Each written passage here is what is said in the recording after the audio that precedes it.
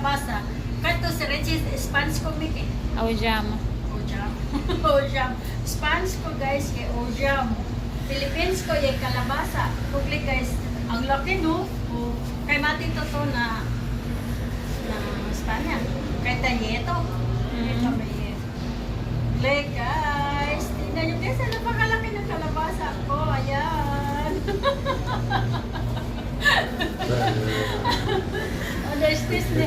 Stis ni na nasridin eh.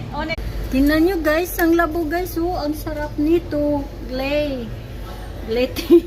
Na ibang salita na yan guys. Ayan guys, diba? Sarap no? Ako, napakasarap dito. Wow. Ayan, magkalabasa tayo guys. Uutanin ko to. Tingnan nyo. Ay, ang labo-labo guys. So, ito na ang aking kalabasa. Thank you sa